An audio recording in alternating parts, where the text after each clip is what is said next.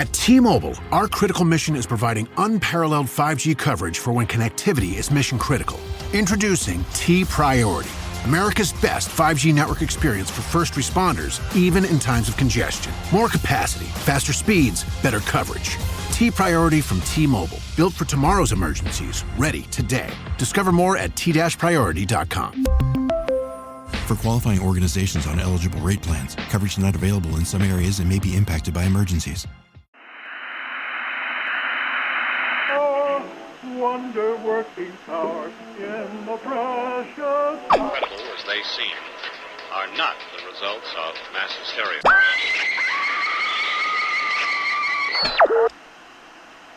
You may wish to adjust the dial. You are currently tuned into the wrong station.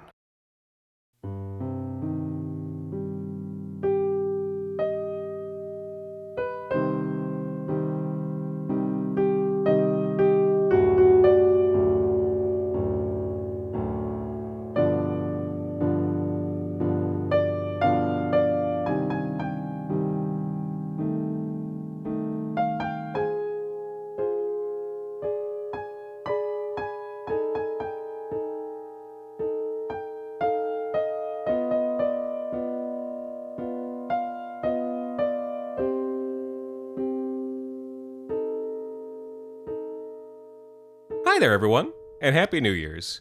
Hope you've all been having a lovely holiday.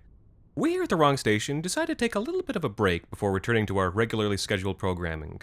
But, in the meantime, we are having our first ever Q&A, annual, biannual, holiday, not the summer, maybe one in the summer, who knows, where we are going to answer all of your burning questions from Patreon, Twitter, Facebook, and even the dark corners of Reddit.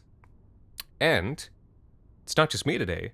I am joined today by our two other wonderful co-creators and co-producers of The Wrong Station, if they'd just like to say hi. Hello, it's Jacob.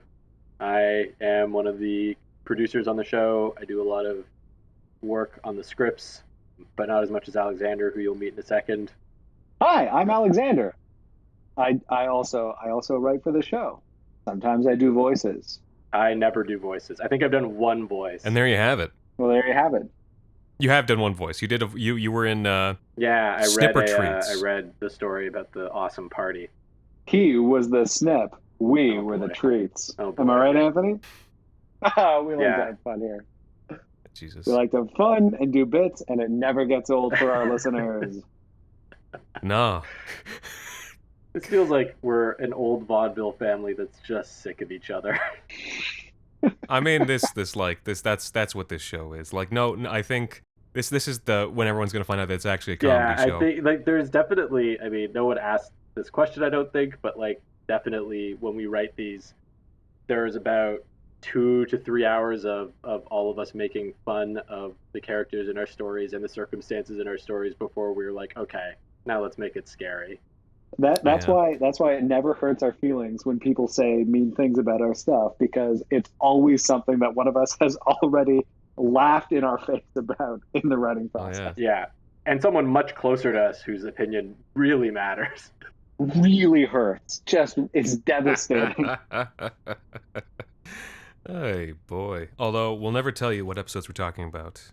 Unless you ask. But you didn't ask. Every episode is comedy. No. Yeah. No one asked, and that was your last chance. So Ever.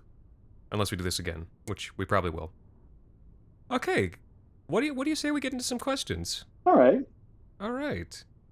I mean, that is what this episode is. So, without further ado, our first question from Zelda M. How did you all come up with the name for the show? And what has been each of your personal favorite episodes? Yeah, we were looking for a name for a long time, and we came up.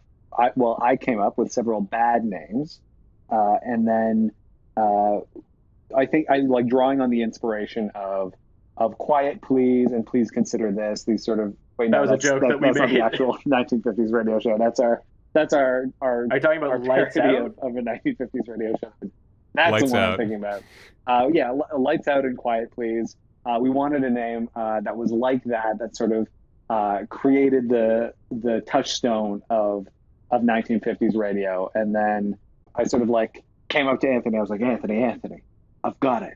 The name of the show is It's Wrong Station. Yeah, you said that, and I think I immediately said yes, and there was no further discussion about it. But you also came up with a title before that called Copper Castle, which I really liked. That's a good name for an episode. I feel like at one point I wanted to write an episode. Mm-hmm. Yeah, I wanted to write an episode about that, and I think I had the idea for it. Maybe I still do, but it hasn't happened yet. Maybe that'll be our spin-off project. That's going to be a thing that you hear a lot is, I had an idea for an episode, but I haven't written it yet. That is going to be a very common refrain, except from Alexander, who somehow manages to write every single idea he has. Speaking of which, what's one of your favorite episodes? My favorite episodes are always the straight comedy episodes we do at the beginning of the seasons. I think my hands down favorite episode is Please Consider This. I had so much fun writing that, and I know that that's not one of the episodes that is like the art that we're here to do, but there's just something so fun about it for me. Maybe a more serious answer would be, like, in terms of favorite scripted episodes, I think like Classic Car is right up there for me. Any episode that Anthony writes for himself where he has like a really meaty character, like Georgie the pig that he gets to do, I always love those. I think in terms of my favorite episodes, the one that I have a real soft spot for is Further Than Samarkand. Yeah. Just because that's one where I really just leaned into my own bullshit really hard in a way that I find satisfying. Oh, that's a good episode. Jacob, how about you? I don't know. I also I think the ones that I tend to like the most are the ones where I can feel sort of all of us present in the writing process. Like, I have a real soft spot for like Velvet, because that came out of like a conversation between Alexander and I, and then I thought like Anthony's performance was so good in that episode. I'm also a big fan of Long Slice of Ham, which you mentioned. Like, Long Slice of Ham is, I remember Anthony first pitching it, and we had like a nice long conversation at the Toronto Writers Center where we did a lot of our meetings for story editing and stuff, and just like having a nice long conversation about that story and like finding, things about it that we all three of us loved, and just slowly building it into. And it's not that Anthony's idea wasn't great already; it was, but it's like there's always something really nice about like. My favorite thing about this project is that we get to collaborate and find things in the stories that make them all feel like they came from like a unified point of view when it's like three individuals. And my favorite for myself of my stories, it is either Classic Car or Classic Car was like the first thing I wrote for Wrong Station, where I was really proud of it.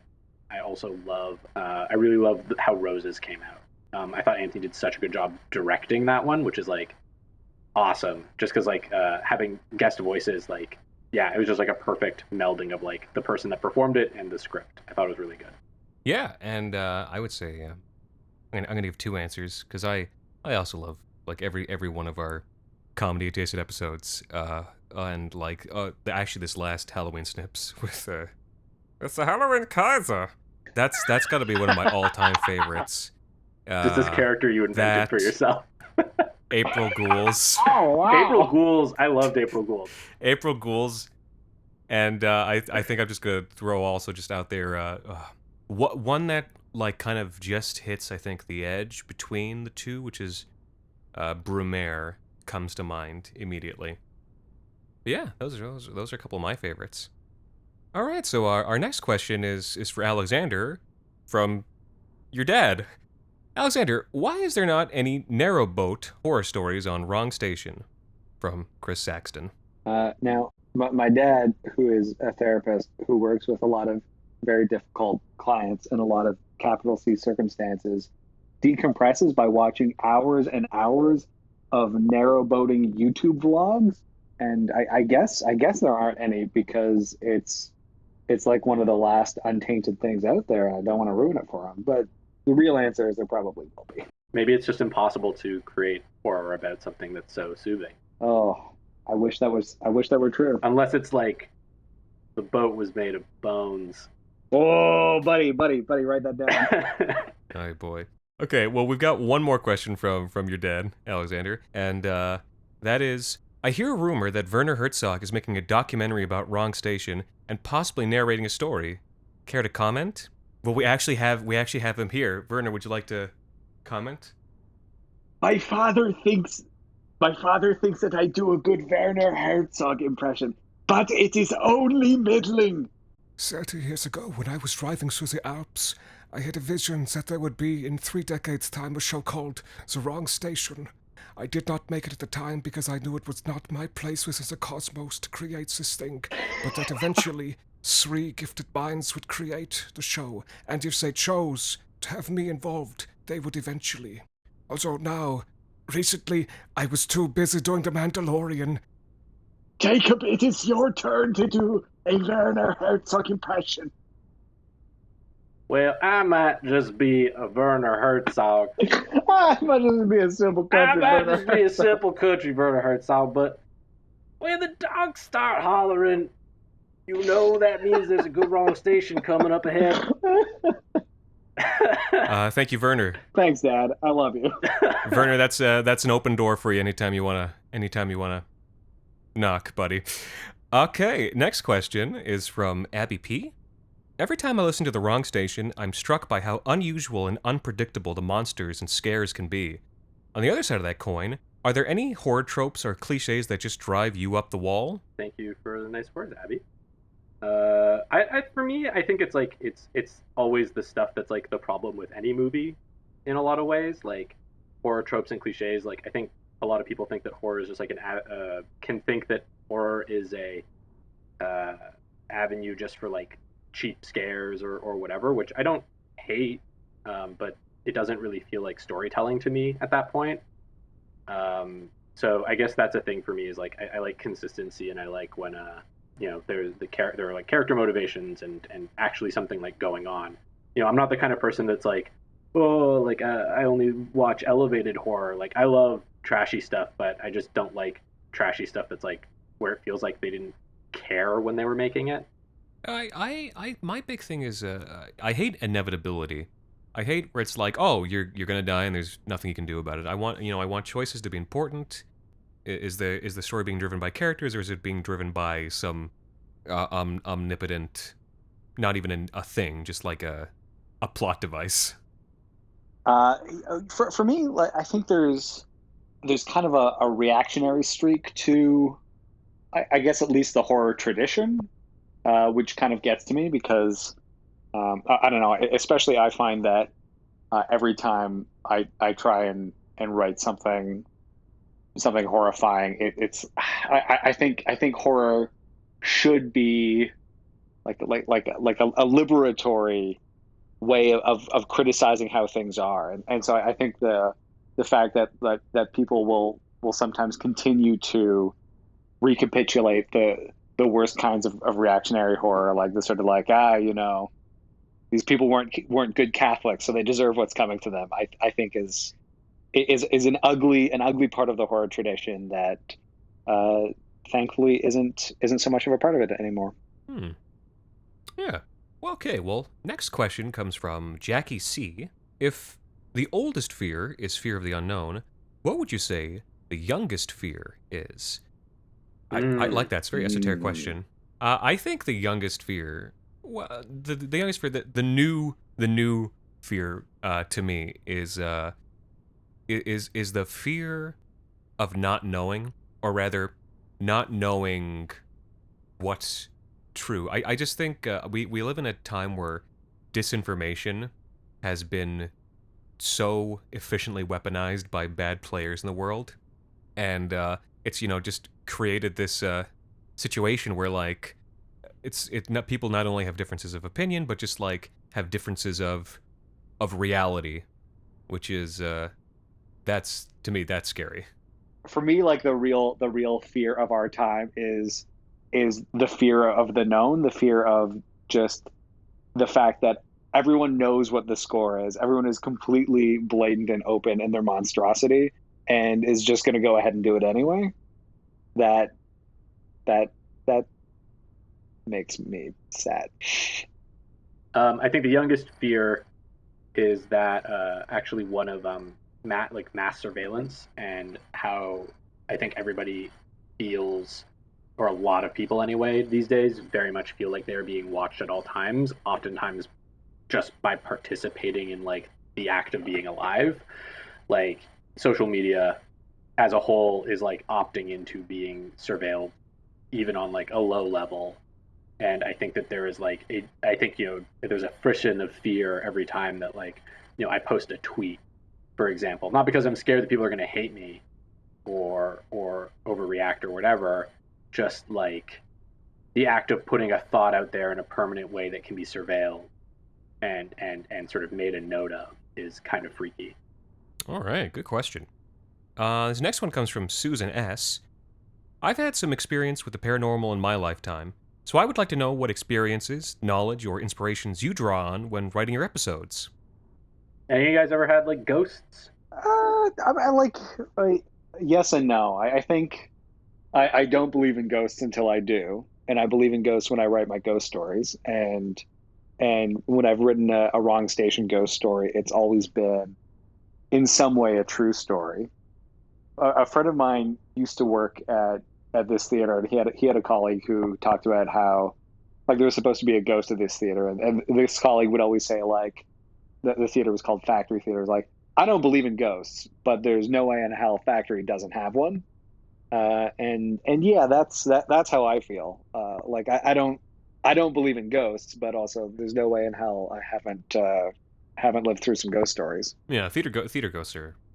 I don't believe in ghosts either, but theater ghosts are absolutely a thing. Are absolutely legit. Yeah, I think all human life is haunted, and everyone has experiences of I guess hauntedness. I mean we live in this world where there's such a deep history of atrocity and suffering that we walk through and live on the surface of every single day. And so whether you think of that in metaphysical terms or not, we are all haunted. We live in this haunted world. Okay, good question. All right, next one comes from Jez E. What is one podcast you love in the horror genre, and why do you love it? I've got two that I'll shoot off the dome, even though you only said one. On a Dark Cold Night at Kristen Zaza. One, because she's also a Toronto podcaster, so a little bit of solidarity there. And yeah, she makes a great show that's really quite different than ours. It's eerie, but it's like so relaxing, and I think she tags it as ASMR as well. And her output is staggering. She does an episode a week. Each of them is like half an hour, and she writes, acts, composes, and produces the whole thing. So that's awesome. And also Shadows of the Door, which is another great show as well. A little bit more similar to ours in that it's like a narrative drama. It is anthology, but I think there's connected episodes. Although they usually go with they have a more ensemble cast than ours. That's a great show as well. Great production value. Wonderfully diverse in the performers they bring in and the stories they tell. Great show.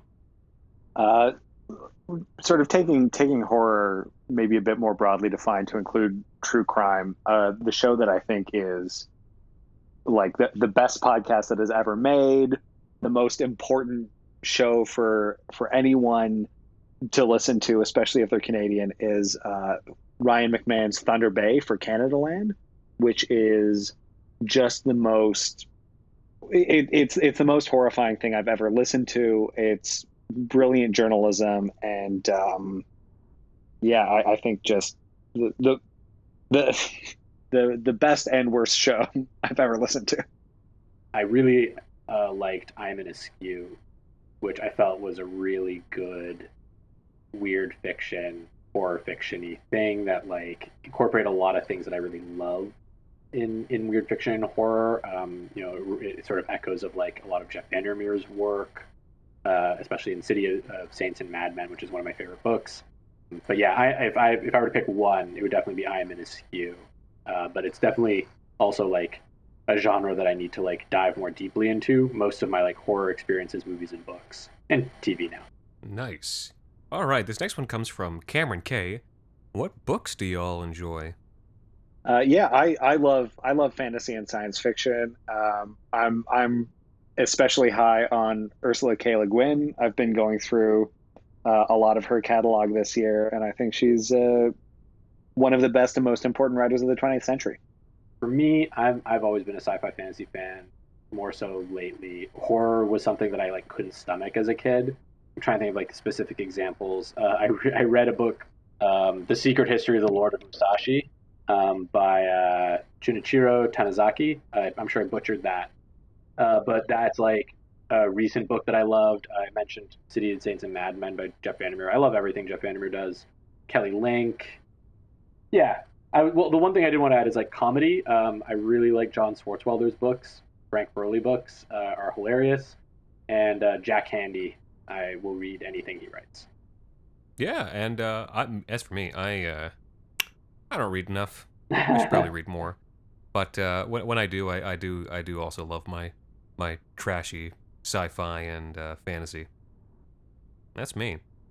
All right. Next up, we have a couple questions from Daniel H. Starting with, do you look for new inspiration regularly, or do you have certain topics and themes you want to address?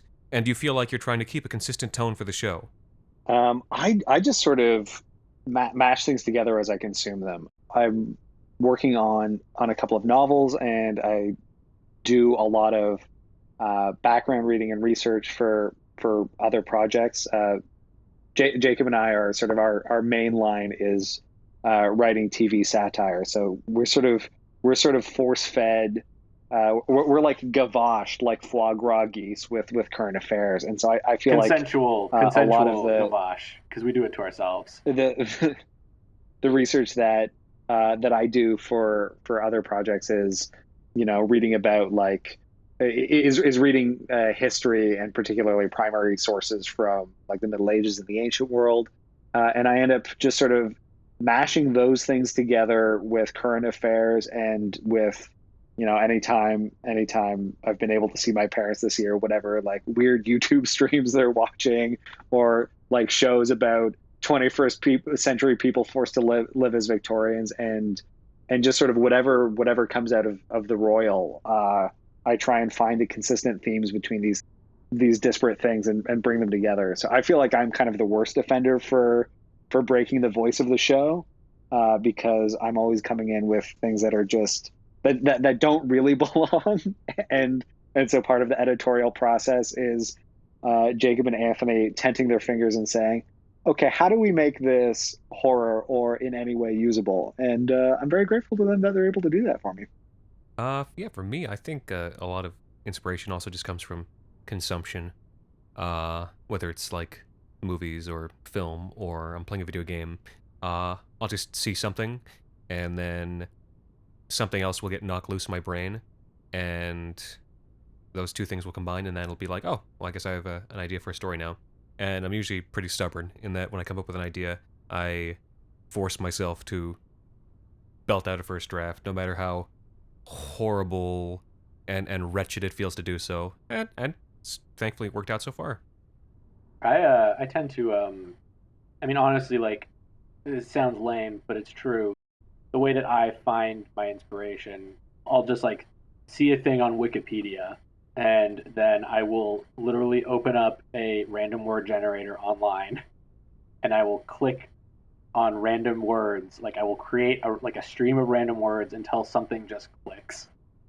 And it sounds really dumb, but it's also the source of all my best ideas. So it works.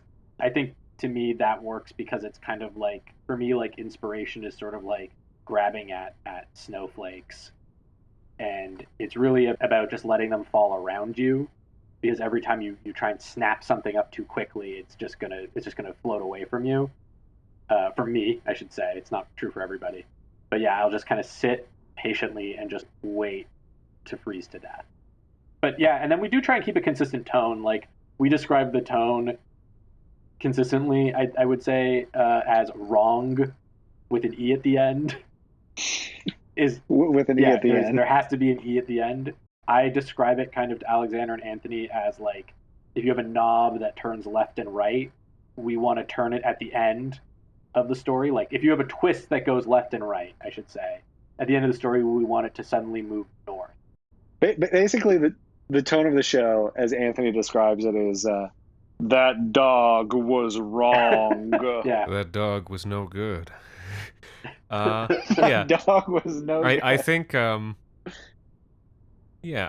think although we all have pretty good instincts for it. It's sure. almost as much as it's a tone. It's a perspective and a point of view, and that comes from like the three of us having worked together for a very long time, And knowing each other for a very long time. and knowing too. each other, and knowing like when and where to indulge, where to rein in worst instincts, where to let them fly, and yeah. Okay. Do you do research that goes into the stories, or are you drawing more on personal experience in other media, which I think we touched on just a little bit? If it's the latter, you seem to depict the myriad cultures, which aren't usually specific to a real-world one, in a responsible way, avoiding tropes. Do you agree with that? And do you feel like you grapple with it? Yeah, I think that's one of the things that we work on hardest in this show. Like I know personally for my stories, even if I'm drawing on personal experience or on other media that I've been inspired by, a very large percentage of the time that goes into creating a first draft is just doing background reading and finding the details and truth of the story and finding primary perspectives to read. So I think doing the research, being really focused on telling the truth and telling nuanced truths, and always telling truths that humanize instead of obscuring humanity, and not overstepping the mark. I think we never want to tell stories that aren't ours to tell, and so when we have to tell stories about complicated intersectional things, I think we always are very careful about seeing the places in which we have perspectives and meaningful point of view that aren't stepping on stories that are for other people to tell. So yeah, I think keeping it small, focusing on the theme, always taking the time to read our drafts through the eyes of the most uncharitable reader and seeing ways in which we might be falling short that we wouldn't think of if we were reading through our own eyes. Yeah, I think working really, really hard. I think that's one of the things that we invest in most in terms of the intellectual energy of what we do when we write the show. Yeah, I think it's shockingly easy to just be respectful, to put in the work, and also if you're open and you're receptive to being told when you're wrong and when you fuck up, it's also just as easy to correct your mistakes and apologize when you do. So yeah, just it's easy to do work that is respectful and in good faith and still tell good stories. I would even argue that the end result of avoiding stereotypes is a more creative story, because a stereotype is a trope. A stereotype is cliche. That's why they exist. That's why they continue to like haunt, cultures and entire groups of people. So by avoiding that, you almost always end up with something better. I always think about how so many people, when they listen to Long Slice of Ham, think that it's going to be a story about cannibals, but like a cannibal tribe, and it's not. It's not a story about that. It's a story about colonialism. Well, if you ask me, it's just a story about a guy who really, is really trying to get that really perfect smoked ham. Yeah, you're right. You're right. It is a culinary tale. In many ways, it's a precursor to grill marks. Grill marks. Oh, we didn't mention honey, grill marks look. before. That's an all-time classic. Oh, we should have mentioned grill marks. Grill marks. Oh wow. Oh wow. Honey, a real life pitmaster. Honey, grill marks. Okay. How many stories have you put together but decided not to air, and what usually leads you to discard them? And what have been the high points and low points of doing the podcast? We don't put together many that we don't air, right? Like unless it's like I have a couple of mine that are just not good, or that need like big rewrites. Yeah. We like there's something in there. we mostly don't decide. Yeah, we mostly don't decide to not air things so much as things end up in a kind of limbo folder because they require soul-wrenching amounts of effort to make into anything remotely good. Yeah. And we've got quite a lot of those. Oh, I don't think it's too many. I think I'll speak for yourself. I think we've Okay. probably got at least 3/4 of a season that is in limbo. 3/4 of a season of sheer garbage. But that's the thing, like they're not. But like produced. the thing that I always like about those is like I can always look at them and say there's a kernel of something good in there. As I like move on to something else, like I just drive right back. It's always only one draft away, and that draft will maybe never be It's ready. the comfort of driving past your hometown or your parents' house and just being like, I don't have to go in there. Jeez. What are the low points, the high points? I would say, well, for me, the low points are like editing, just editing. It takes a very long time. It's very boring. You can't do anything else. I mean, like audio editing, you can't do anything else while you're doing it. You can't have any other stimuli. It's visual and it's audio, so you just sit there for 10 hours and you do it. And the high points is doing something like this, which is, just like, answering your questions and seeing the nice things that the fans have to say, which, makes it all worth it. Also, just playing, like, cool characters for me. I love that. For me, the high point is the frantic energy of getting an idea and starting a first draft and just sort of like powering through it on sheer adrenaline and the raw sexuality of the muse. And then the low point is sitting down and having to take that and make it into anything that makes remote sense after getting a bunch of notes from people whose job it is to make these things make sense. For me, the high point is writing a really good sentence in a first draft and then sort of like walking away for 16 hours feeling like I've accomplished something.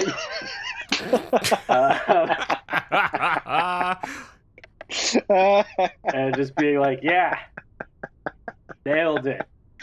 Oh, that's a good fucking sentence. That is, I crushed that sentence. Jesus fucking Christ. Like the first time I wrote, like the first draft of Aquarium, I think that happened maybe 15 to 20 times. Just writing that one good sentence. There's some great sentences in that story. Yeah, there's a few really good ones. And recently it's become easier because I'm like more excited about writing in general. I wasn't much of a prose writer initially. Like I just didn't have the experience of doing it really at all.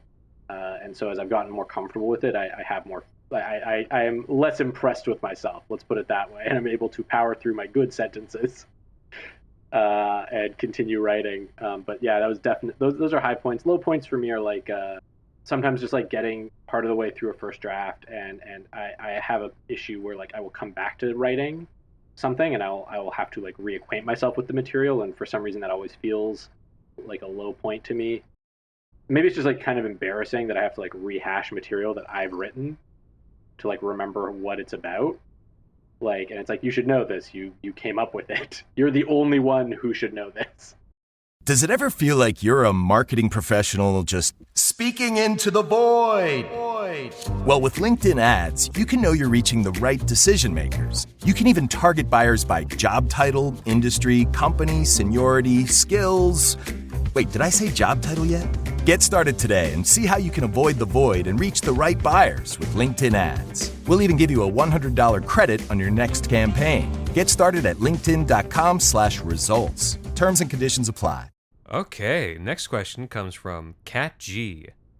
Do the writers receive the vital energies that are sucked from all of us as we fall to their trances, or is there some sort of controlling corporation that manipulates these forces for the greater causes of the universe?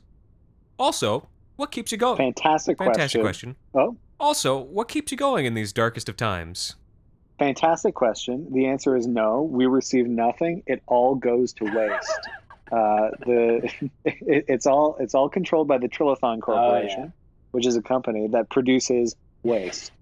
Here at Trilithon, we produce waste. products such as waste. What keeps me going in these darkest of times is 800 UI of vitamin D3 every morning, and occasionally just shutting down entirely for days at a time, and just wasting days with a wild abandon. Mm-hmm. So, also meditation sometimes. Like having a wife kind of keeps me going through these darkest That's a of good times. one. Yeah, just having like a life partner who I love and care for and want to be happy, and yeah, just in general, just like having a better life than Alexander and Anthony, honestly. Yeah, I mean, Just a huge amount of spite. I was gonna say what keeps me going Hey, is you're right. I was gonna say what keeps me going is painting little miniatures, but now I really feel like a real piece of shit. You know, Anthony, it's legal to marry those miniatures if you want. Yeah. I guess what keeps me going is knowing that Jacob's life is so much fucking less depressing than mine. Yeah, that and Really keeping keeps in me touch going. with keeping in touch with friends. Yeah, definitely. With close friends and doing like weekly calls and stuff. Yep. Okay, this next question is going to be for Jacob from Tyler L. Was early frost set in Walters Falls, Ontario, south of Georgian Bay? We live close to there. Creeped my partner right out. Yeah. So that, it was set in Walters Falls, Ontario. I went to I drove through sort of that area. I knew that there were farms there, in that region, and south of Georgian Bay. And yeah, I just wanted to set something in like a southwestern Ontario farm because I felt like it was an interesting sort of location, and it's a very beautiful place. Like I think it's one of the I think Ontario and Canada in general is just like incredibly beautiful, but it's also a place that seemed to have a lot of like small-ish farms, and I thought it was I just thought it was really nice. I looked up some photos of Walters Falls, although I haven't been there specifically, but it's also like such a great name for a town, like one of those like old names that just like seems to have so much history in it. And I really wanted to use it in this story. I like spent maybe a day looking up all the different municipalities in southwestern Ontario, and then landed on that one, and it was really, really good. And then looked up some photos, and it was perfect. And another question from Tyler. Do you do your episodes in one take, or are they segments? Absolutely not in one take, no. If you're doing a podcast, and you're trying to do something like this in one take, where it's like a half-hour story, you'll rip your hair out. Like often, if it's a half-hour episode, there'll be maybe anywhere from, depending on how the day is going for me, anywhere from an hour and a half to 2 hours of raw audio. Either stumbling over lines and redoing them, or trying different takes. Oh, let me see how this goes. Let me try that. Yeah, no. It's very much a finished, polished product that you hear at the end. Great. This question comes from Kate L. I want to know about the opening theme and where the cuts, like the newscast, etc., come from. Well, the theme music comes from our friend, Alon, who we went to school with, and we also have worked with before in a writing capacity over at the Beaverton. And yeah, Alon's a genius. He's a physics PhD. He's a brilliant polymath. He's a horrible. wonderful. He's just he's a frightening polymath. He composes. He's a very good actor. He sings.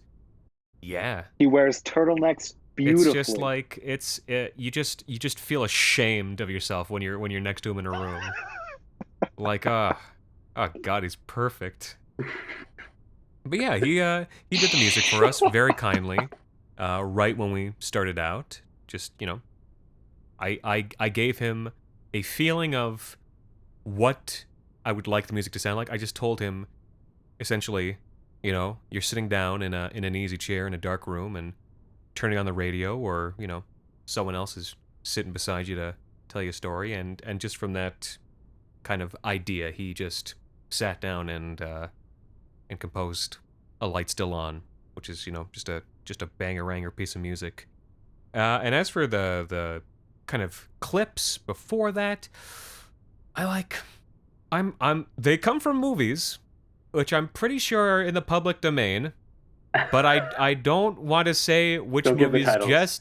just in case. But I can send you a message later, Kate, on Patreon to let you know.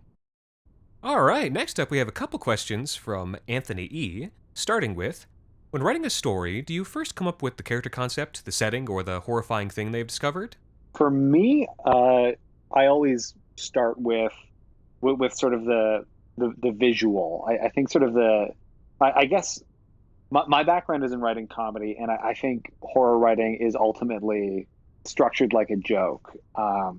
So I think for me, I come up with the punchline, the sort of the horrible revelation, and then I work back from there to try and discover what kind of theme would work with that. What thing do I believe about the world? What truth do I want to explore that this sort of horrible reversal of expectations illustrates? And then working back from there, I find the character who's the right voice to put it in the setting. For me, I think I would answer yes to this question, at least most of the time. For me, I work from the top down, which is to say I don't usually come up with a theme first.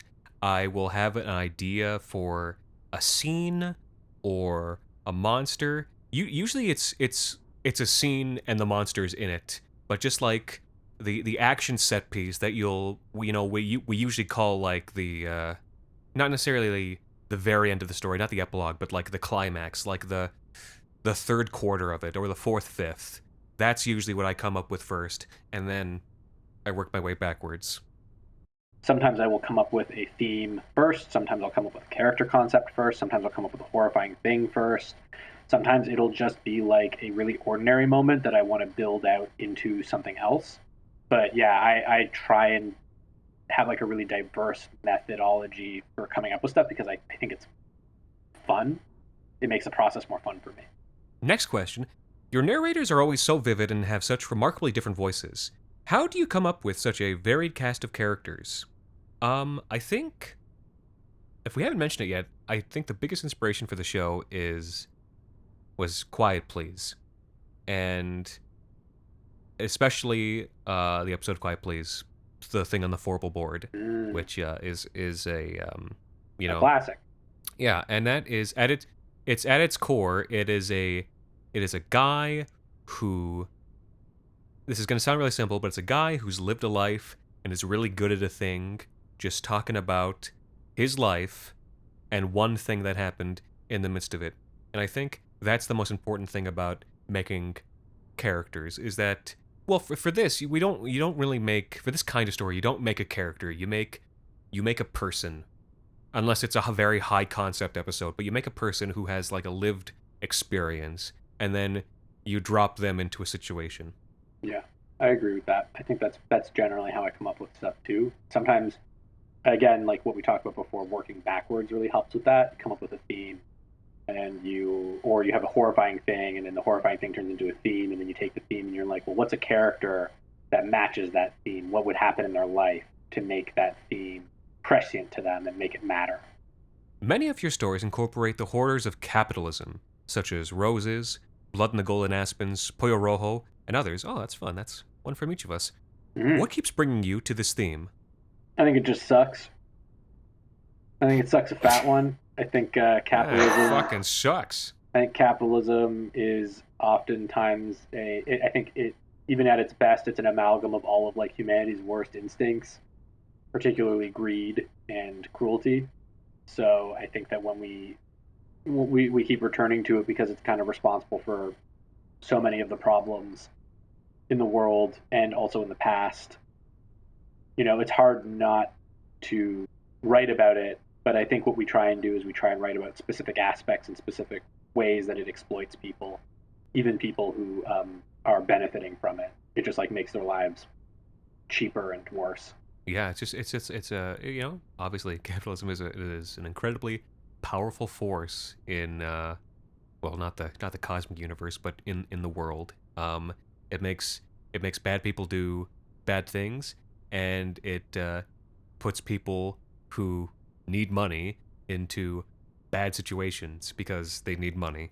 So it's very broad, and you can get specific with it, and it's a very easy place to start from. And it's like it's something. Yeah, it's a very natural starting point. Exactly.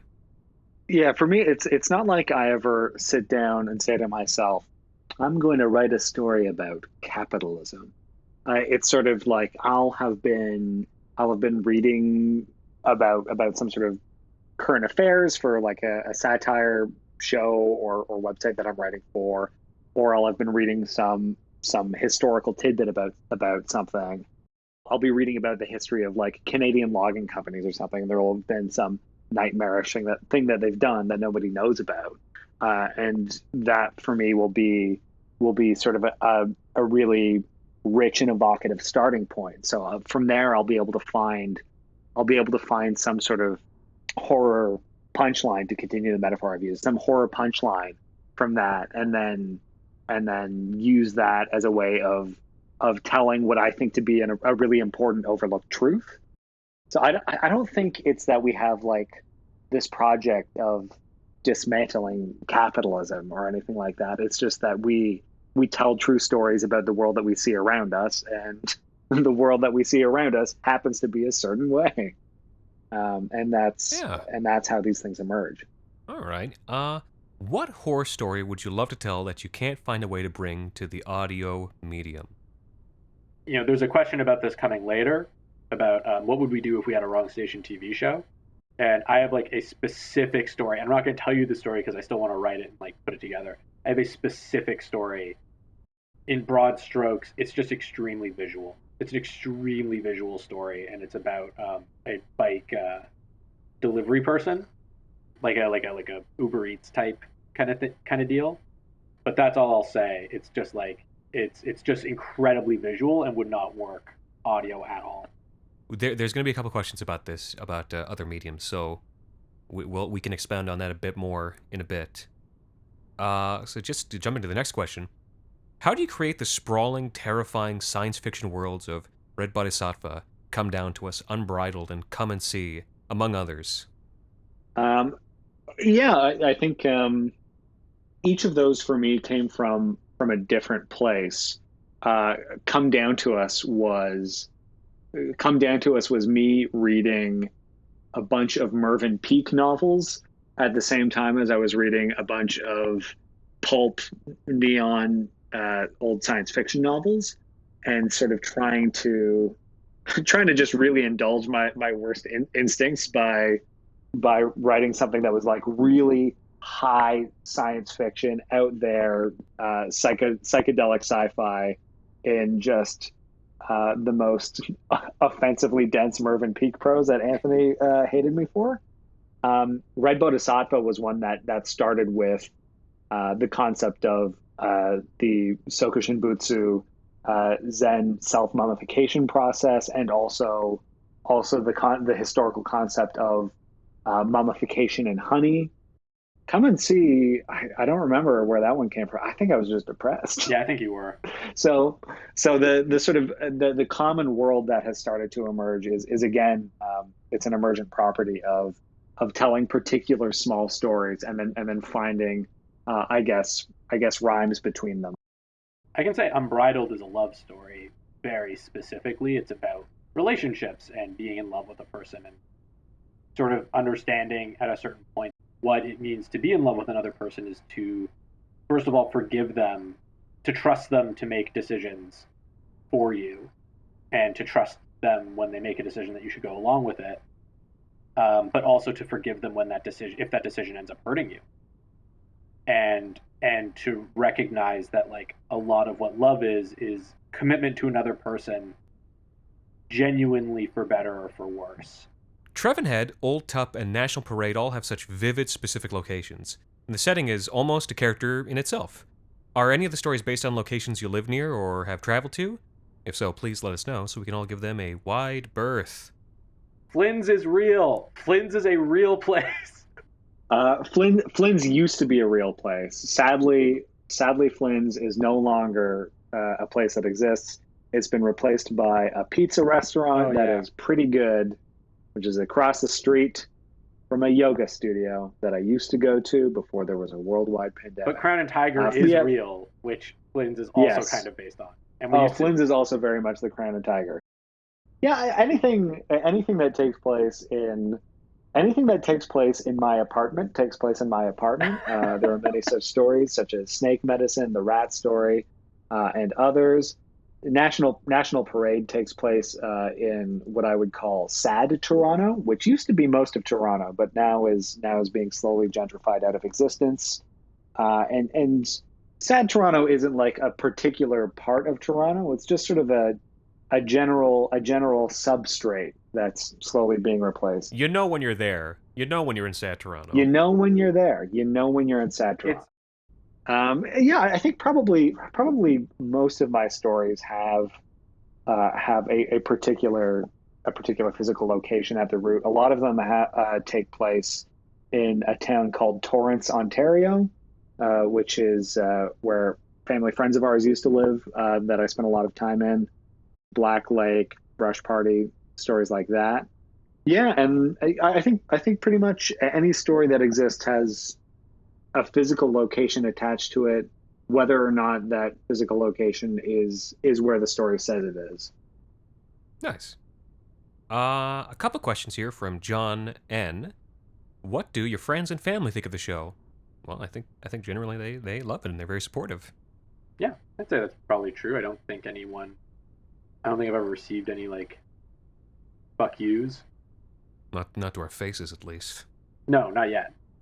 My parents really like the show. Oh. My dad's a supporter on Patreon. My mom hates horror so much, but tries really hard to like the show. And she'll say like, oh, it's so good, honey. It's so good. I couldn't listen to it. It was terrible. I hated it, but it was so good. Oh. Any unexpected reactions to an episode?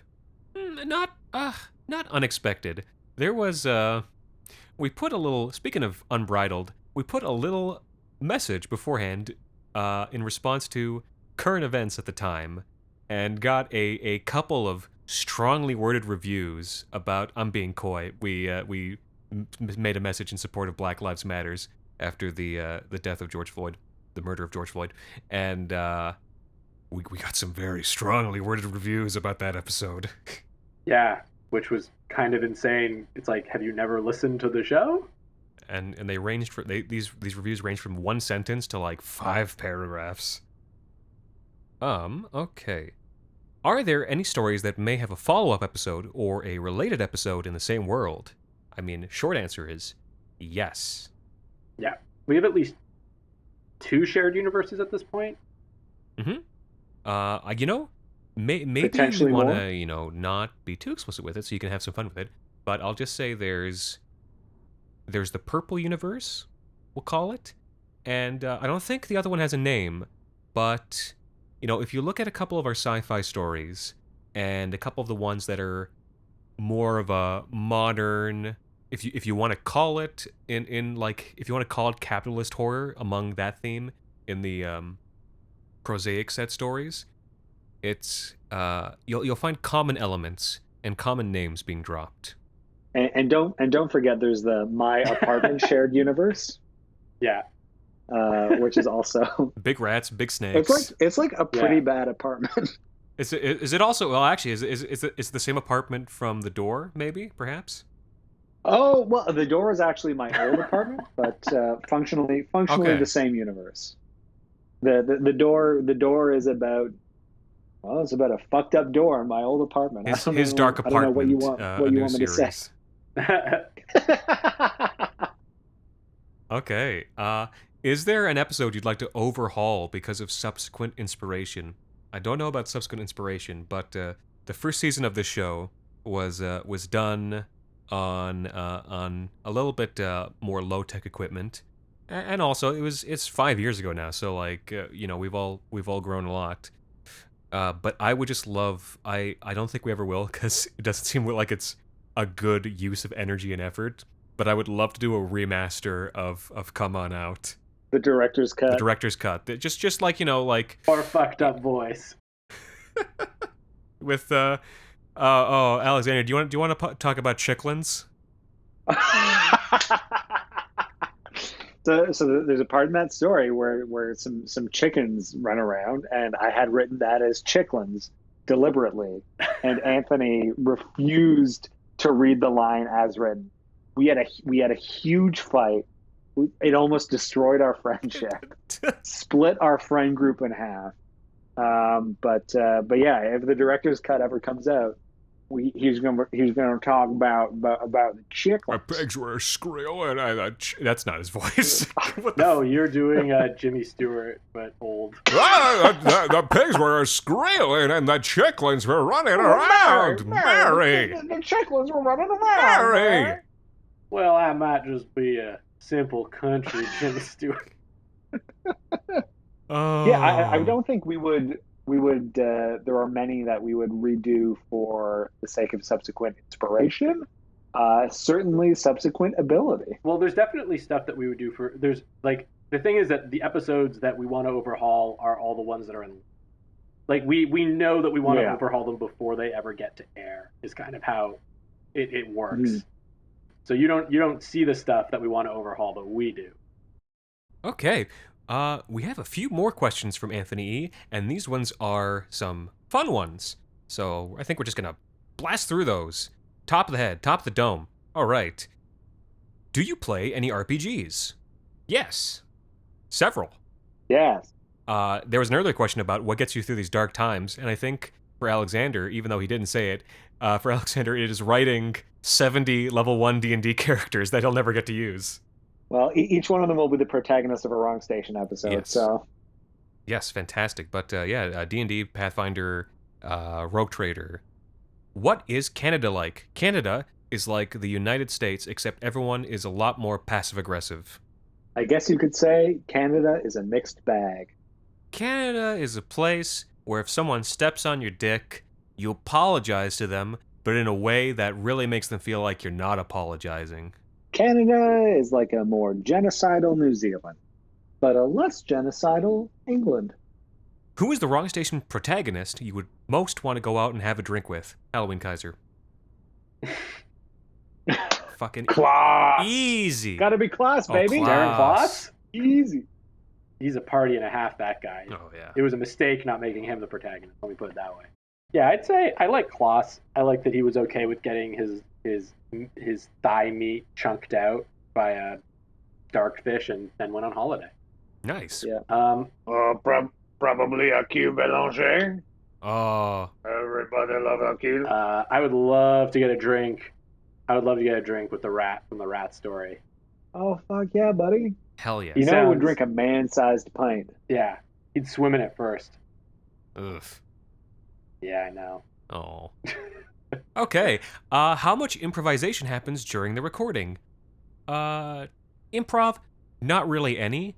What we will do, or rather what I will do, either when I'm doing it myself or when I'm directing someone, is that sometimes we'll massage sentences or just flip words around. Just either if something spoken aloud feels better read out a certain way, or just if a word's not working, or if something is causing me trouble and I'm stumbling over it, like if the word little is then followed by anything else. I very much struggle with the word little.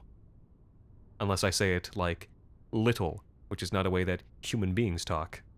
Alright, moving on to the next question from @Dust in Your Eyes. Alexander, Anthony, and Jacob, please consider this. The Wrong Station is being adapted for a 10-episode hour-long television miniseries. 1. Which 3 stories would each of you individually pick to add to the lineup? And 2, as a group, which story would be your ideal season finale? Well, this is something we've thought about a lot, and we have, plans, but I think that something that is important is, as an audio format, a lot of what we do with Wrong Station, we've learned through, sort of thinking about this question, does not necessarily translate to video. to visual medium. So oftentimes when we talk about what would we adapt, it often also involves like really changing things in the episode, but also like just coming up with new stuff wholesale. Yeah, I think. Well, I'm not gonna get too much into that, but this is something we have talked about plenty, and usually it does involve also just writing totally original stories. Although I will say, Jacob, you said something a couple weeks ago that I wouldn't have ever crossed my mind, which is you thought that maybe one day Pollo Rojo could be like adopted to like into a film script. I think it would be a really good like horror comedy type thing, but I think you could also play it straight. Depends on like what your idea is. The one that always comes up though for if we're adapting that I would like really want to keep in just basically as written is Espalier. I think Espalier is a really good like straight audio to visual adaptation. Because Jacob and I have both been producers, we tend to think about these things in terms of what's feasible and doable and will look good on camera. But in terms of just like pure pie in the sky, what I would love to see adapted, I feel like in Constantinople, Horses, and Hunter x Hunter. Oh yeah, yeah. Hunter x Hunter would be. I think excellent. would just be they'd be cool. I would just love to see what a talented art department could do with each of those stories. And come down to us. I think with an unlimited budget and a sick ass art department, God. I think would be very fucking cool. Yeah, Jodorowsky's come down to us. Yeah, 14 hours long. It's not about anything that you want it to be about. Very sexual. Oh. His son is in it. His talentless son. Oh, brutal. What's an ideal season finale? Oh, there was like I've always wanted to do something about fur trapping. That's my personal thing. We've never. I know the one you're talking about. Yeah, you know what I'm talking about. But again, something that I don't want to talk about because that idea does exist. Please. Yeah, I mean, like who knows? Fingers crossed. Maybe one day, like with your help, Wrong Station could become popular enough for this to call this toll-free number now to make Wrong Station the series a thing. It's just Jeff Bezos' home number. Oh God. One more question from Dust in Your Eyes. Who are your dream celebrity guest readers for hypothetical future Wrong Station stories? I don't know about the podcast, but just on the previous topic, there is also a potential episode television thing that there is one character that I would love to have played by Canadian treasure Confiore. Yeah. Give me a hint about which one that is. That is the Prohibition one. Oh fuck yeah! Okay. Yeah. Oh, perfect. Yeah, people like. Let's just say this outright, just like so people know. We have like 2.5 full seasons of a Wrong Station TV series, like sort of semi-outlined. I'm not, that's not giving anything else away. This is just something that the three of us have sort of been doing. But like these ideas exist at the very least. Yeah. Ian McShane. Oh. Avery Brooks. Margot Martindale. Gillian Anderson, like obviously. Well, Gillian Anderson can't work with Ian McShane anymore. Oh, fair. Or rather, she won't work with him. After watching The Witches and Hathaway. Is it good? Is that a good movie? It's a good, fun adaptation of the book. Anne Hathaway, everyone's having a grand old time in it, and it's worth it for that. Anne Hathaway is just gleefully doing the worst accent that is not an accent from any country. Oh, there's nothing wrong with that. I think that's very much in the best tradition of Wrong Station, so that works for me. The entire cast of Justified, fucking Walton Goggins. Walton Goggins all day long. Walton Goggins. Walton Goggins could play about 20 different Wrong Station characters that we've already written. Every Wrong Station character is Walton Goggins. All right, this next question comes from @DavenportAuthor. Will you folks ever open for submissions? And what are the elements of a Wrong Station story, i.e., what are the criteria for you looking over something you've written and finding it a good fit for the show, or not? I think it's probably unlikely that we'll ever open up for submissions just because it's a real case of I can barely take care of myself. We're barely able to keep up with with getting our own material up to scratch and ready for air. Yeah, and peer editing and like keeping up with whatever everything's written. Also, we're like I've said before, we've been working together for a very long time. We've all known each other for a very long time, which means we can just be brutally honest with each other. Incredibly cool. And there's nothing that holds us back. And like even if you don't want to hold yourself back, I feel like there's like a mental block where you might not want to give someone a note that's like, hey, you need to change this whole core conceit or skeleton of your story when you don't really know them that well, and you are condemning them to potentially hours and hours of rewrites. It's also a very different note to give to a person who is a co-owner of the property of Wrong Station than it is to give to someone who is a freelance or contributing person. Exactly. Like, it feels very different, and it has a very different meaning, because like we all have equity in this project. If something were to emerge from it that was extremely profitable, and that's simply not simply not the case. We would try and make sure that like people get paid and are taken care of and stuff, but it's just a very different circumstance. Mm-hmm. As for the second question, yeah, I think we touched on this a little bit before. I think we kind of know pretty easily at a scan, like, does this match the tone? We wouldn't be writing something in the first place if we didn't think it would be a good fit for the show. But we always have each other to like help us adjust the dials on that, so to say. Mm-hmm. So I don't think is it wrong? Yeah, I don't think there's ever been a case of someone presenting something, a finished first draft, and then the other two or one of us just canning it and saying like, oh, that's not good for the show.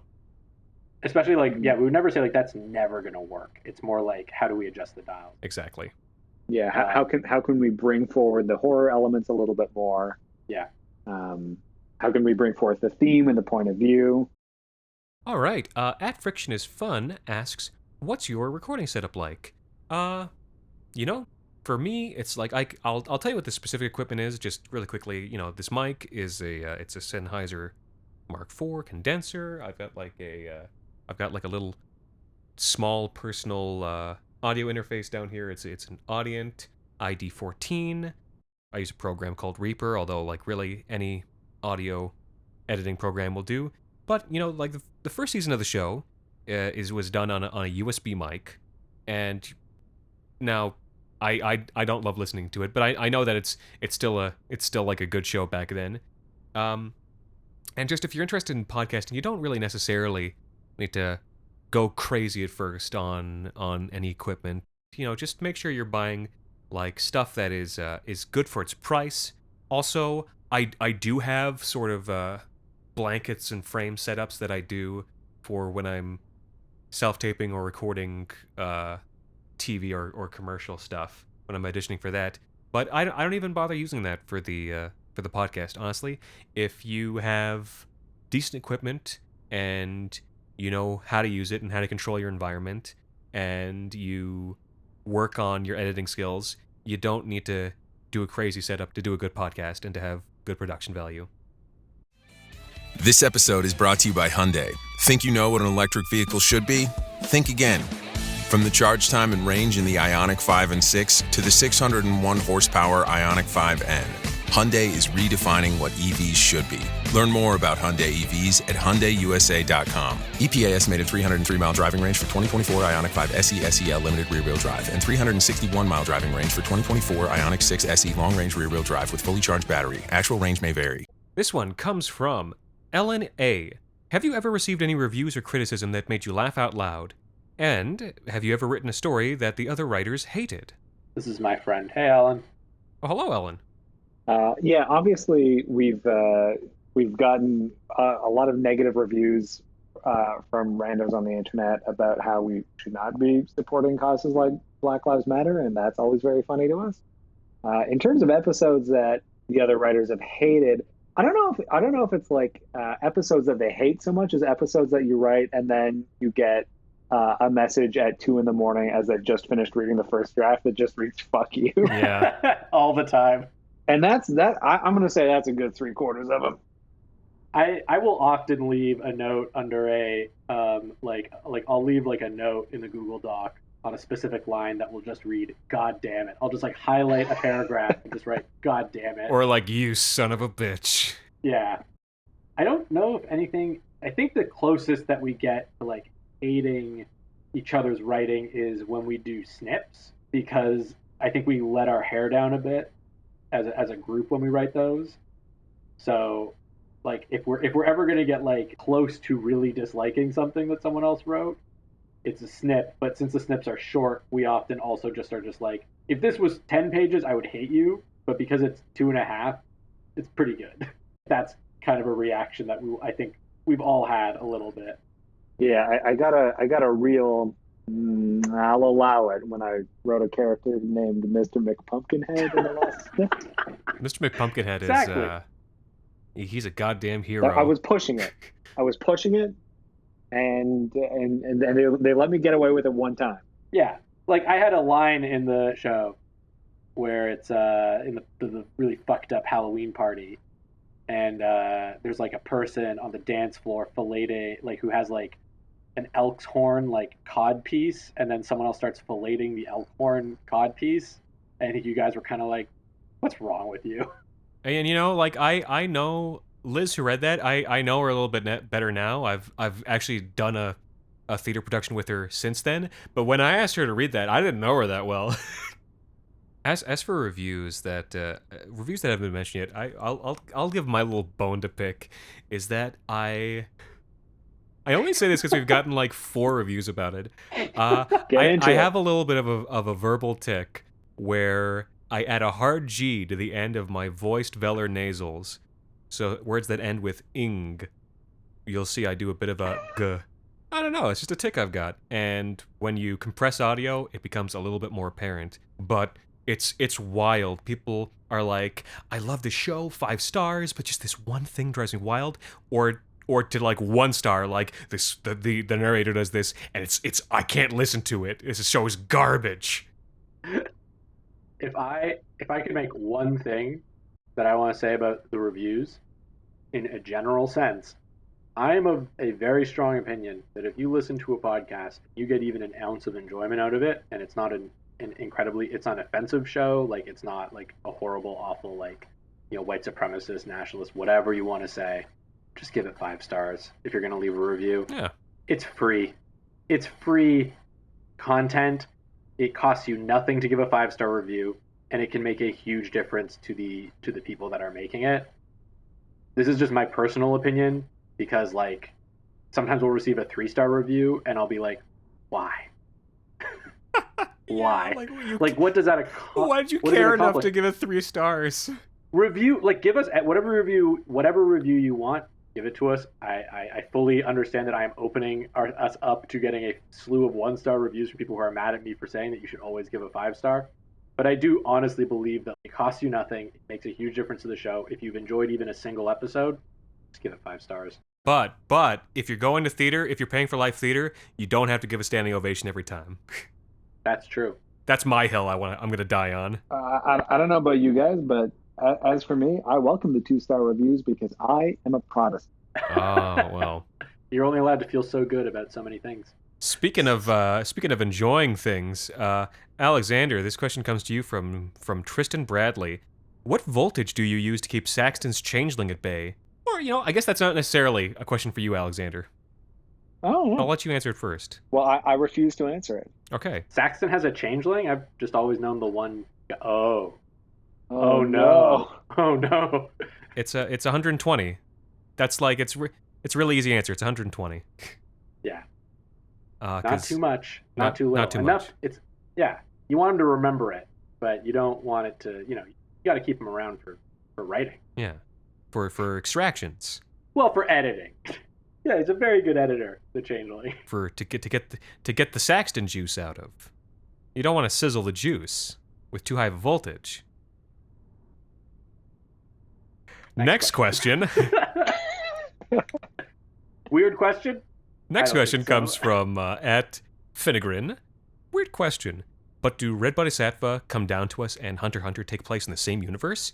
as in on different planets and different points throughout the same history, but in the same connected universe. Yeah, all of those stories do take place in the same universe. That's an interesting 3 episodes to choose because Hunter x Hunter does take place in the same universe as Espalier and Unbridled and a couple of other episodes. But Red Bodhisattva and Come Down to Us are kind of liminal cases. Red Bodhisattva, I haven't decided yet whether that's in the same universe or in sort of a different kind of milieu. And Come Down to Us does share the element of the Crystal Wasp with Hunter x Hunter, but that doesn't necessarily mean that it takes place in the same universe, given that it's this far future civilization that may or may not have be populated with relics from different periods of time and locations across different planes. Come Down to Us is like the Wind Waker of that universe if it's in it. It's like the very end. Or the very beginning. What? No, it's not. A similar question coming from Officer Wonk on Reddit. I don't know why I said it like that. Do you see yourselves ever doing sequels or episodes set in the same fictional universe? The sci-fi episodes have some incredible world building, and I want to know more. Well, I mean, yes. Yeah. Yeah. We've discussed maybe doing sequels where we would check in on characters that we like from like other episodes. Like I think there was brief discussion about maybe doing some Patreon episodes where we would sort of do like a 3 or 4 page check-in on like the captain from Come and See, for example. I remember that was sort of thrown around, like what's she up to now? Ah, yes. What she is up to now, what Amaka, who did that episode, is up to now, is that she was supposed to play Hamlet at Stratford this last summer, but obviously that got canceled because of the vid. But presumably she's going to play Hamlet when Stratford does that show. Yeah, this is kind of a recurring problem that we have, where like, oh, maybe it would be lovely to come back to things to previous things, but then the people that we used for them have gone on to become very successful and join the very litigious and protective ACTRA. Yep. So yeah, we are grateful that there is a union that protects their interests. Mm-hmm. Yeah. Oh, wouldn't it be wonderful to get Chai back for another episode? Oh. He was so good. Oh no, he's on the new Star Trek. Yeah. Never mind. Okay. All right. One day we'll. We're very good at evaluating talent. And yeah. And then losing it immediately and forever. I like to think that I have many talented friends, and you know, I'll just say it now because I don't think there's really another question that asks about it, but like almost all of the actors who make guest appearances on the show are people that I have met doing theater here in Toronto. You know, there's a lot of talented people everywhere, but you know, I think there's a lot of really great actors in this city. I think theater acting, although, you know, these are all also multidisciplinary artists who do television and film as well. It aids you in doing audio drama work like this, or just recited story. Yeah. And they're my friends, so I always love having them in episodes. Okay. Ooh, here's one. And the question literally starts by saying, ooh, here's one from @RushFarmD or @RushFarmed. I'll get both. One of them's right. How does one get murdered in your podcast? I'm asking the Wrong Station to murder me in your podcast. There is a way to have that happen, actually. Or a version of that. Yes. Yeah. You can, if you sign up, $30 a month on our Patreon. After 3 months, we will deliver to you via email a 3-page story written by Anthony Alexander and myself about your death and how you die. And we will collect from you before, you know, we'll consult with you to make sure that it's a respectful death or a disrespectful one, depending on what you want. And yeah, we will write some fan fiction about your untimely murder. Yeah, your demise. Or just a regular death. We'll even make it sexy if you want. Yeah, we will write slash fiction. Not too sexy. No, you know what? Anthony, gonna get sexy. Are you gonna come down on me now? No, I'm not gonna come down on you. I'm just saying it might get sexy. Okay. Hey, if you want to die sexy, it's sure as hell none of my business. I'm just the writer. All right, well, next question. This one comes from Professor Purinardi on Reddit. I wonder why you guys don't make more of the whole theme of tune in to the wrong station, because so far it seems never to be part of a story that someone listens to an evil radio station or whatnot. And then there's another question also from Daniel Lawson, which is similar. The radio station is not really a framing device, so how did the title The Wrong Station come about? And like, yeah, I mean, it's not meant to be a framing device so much as it's meant to be like a title sequence, sort of in the same way that the Twilight Zone worked, right? Sort of being entered into the idea, it sets the tone of the thing that you're going to see, not so much as a framing device, but as just like the presentation. Serling was never in the episodes as a character; he just kind of presented them. Yeah, and I think we've let ourselves be a little bit more free with the form of the podcast in more recent seasons. But at first, the show was very much at first an homage to Quiet Please, and that intro sequence was created with the intent of being like, hey, this show is like Quiet Please. We're not copying it, but this is what the show is going to be like, and it's sort of the music and that use of effect is supposed to ease you into that feeling. This question comes from @Owen McEwen Quest. Your show is one of the best single narrator shows out there. Thank you. I normally prefer full cast drama, but the writing, narration, and mood are excellent. Have you worked with producers, actors on other projects? Want to? I mean, Alexander and I were, in TV and in that field, we've worked with like a lot of actors and producers in that, but we don't, there isn't that much audio drama that's made at a professional level. That's at the very least not much that's accessible to people that like us.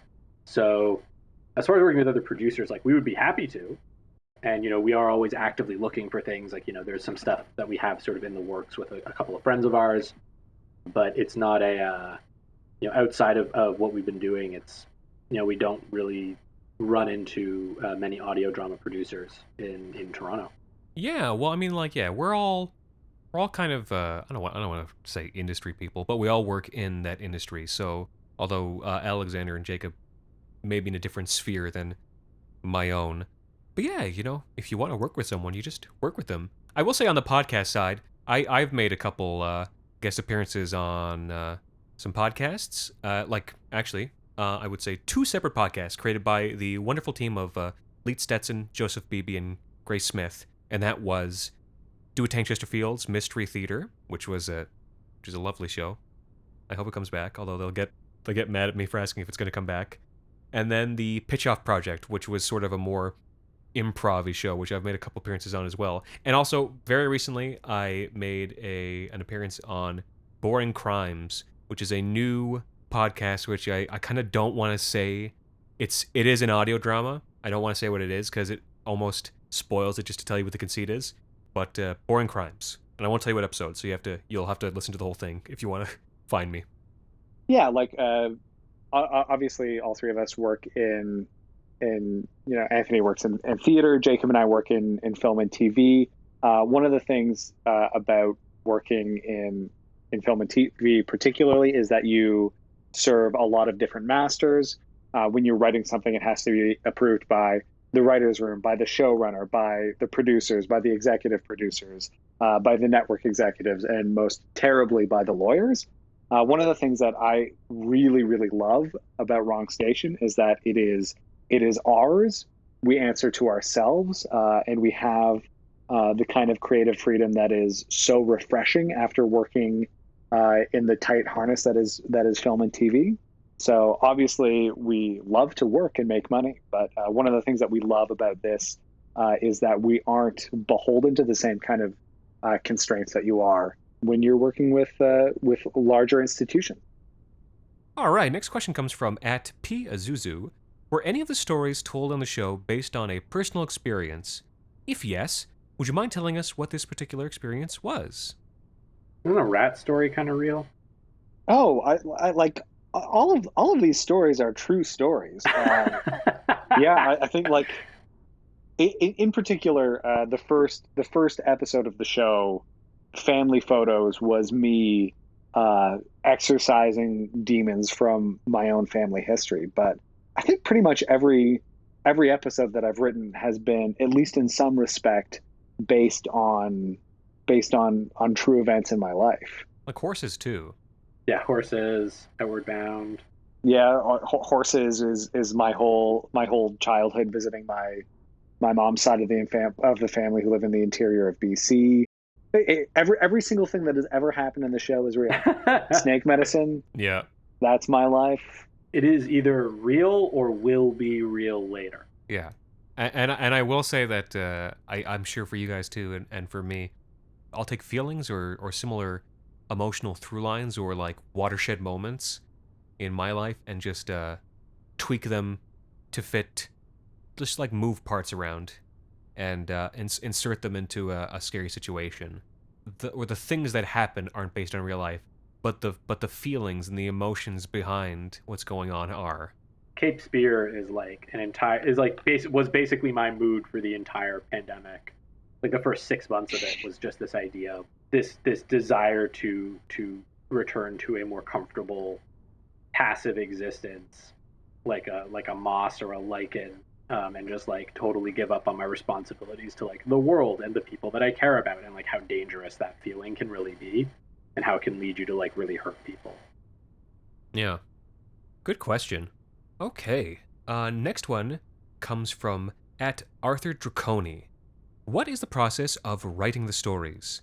How do the ideas come about? Also, we'll answer this one after, are there any other audio dramas you enjoy listening to? Process of writing the stories, like the most basic level of it is like, pre-pandemic, we would try and like get together and do like a story meeting, because we'd always have ideas kicking around and we just wanted to run them by each other and sort of buff them out before we even started on the first draft. You can usually catch a lot of large story problems just by hearing somebody say it out loud. And then the next step would be a first draft. Whoever pitched the idea would go off and write it, especially if they're writing the one that they're like the most excited about. And then we would all read the first draft. And then what we used to do more of, but we've sort of fallen off doing because I think we're more comfortable with each other in general, is we used to do like a call, and we would just sort of go through everybody's work and leave sort of longer notes on the call and talk out, problems that we notice. And then usually it's good by a second draft, but there's often like a polish. In terms of the actual writing, in my experience, there are two kinds of first drafts. One of them is where you have everything figured out beforehand and you sit down and you gradually write it painstakingly over the course of about 3 or 4 days. And the other kind is the one where you pour out libations to triple-crowned Hecate, goddess of the underworld. You enter a fugue state and emerge hours later covered in blood with a first draft that is unusable. And you have to rewrite it from scratch in the second draft. As for other audio dramas, I think this isn't really an audio drama. It's more of like an improv podcast, but I feel like I have to mention like Hello from the Magic Tavern. Rude Tales of Magic is amazing. Rude Tales of Magic. Improvised, but definitely not only improvised. I love This is Branchburg. Most of the time when I'm listening to podcasts, I'm not listening to drama. I'm listening to either politics or history or informational podcast, nonfiction podcasts, so that I can cram my head full of different ideas that I can recombine in unexpected ways. The one that I really want to bring up, other than Thunder Bay, is Death in the West, which is about the murder of a labor activist in Butte, Montana in 1917, which just has these huge sprawling connections throughout American history and culture, and I think is so good and interesting.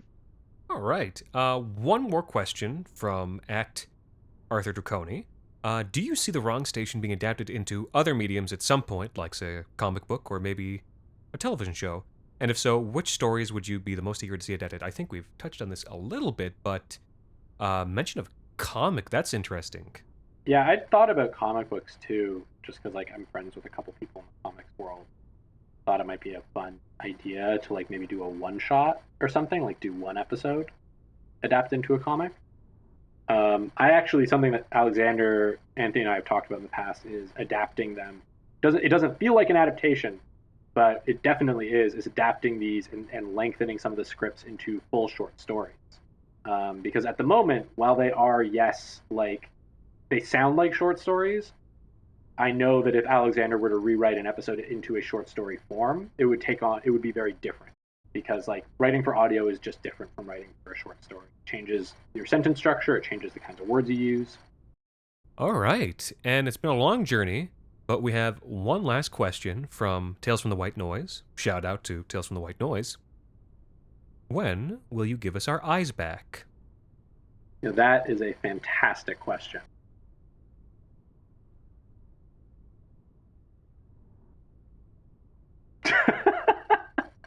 You are getting them back. No. I mean, you asked, so if you have to ask. If you have to ask. If you have to ask. And that's the lesson of the year, isn't it? 2020, if you have to ask. I can't think of any other lesson. If you have to ask. Well, there we have it. Alexander, Jacob, thank you for joining me. Oh, a pleasure, as always. A delectable sweetmeat. Just sweet, succulent nectar that I can pull with my little black lips. Goose and succulent. Tasty. Blood orange, red, orange, reds. Anyway, that is the first annual, biannual Q&A sachet. What do you say? Yeah, it was okay. We've answered quite enough of your questions. For now. We've answered quite enough of your questions. Yeah, we're asking the questions now. We'll ask the questions here. Who are you? What do you think you're doing? You can send in your answers to that question at thewrongstation@gmail.com. Or you can DM us on the Wrong Station. That's us on Twitter at the Wrong Station. And don't forget to become a patron. You know, we got a lot of great stuff in there. You can get your name said in an episode, like Cameron Kemper, who is a space saint of some kind. You could be a space saint or a middle manager in a horrible dystopian future fulfillment center. Or a guy who helps his neighbors bury someone alive. Well, in any case, I said it at the start, and I'll say it again. You know, Happy New Year's, everyone. Hope you're having a lovely holiday. And until next time, thank you for listening. Thank you for listening. I don't sound like that. I don't sound like that. That's what you sound like. That's what you sound like. You sound like fucking. You sound like a big dozy dog. Thank you for listening.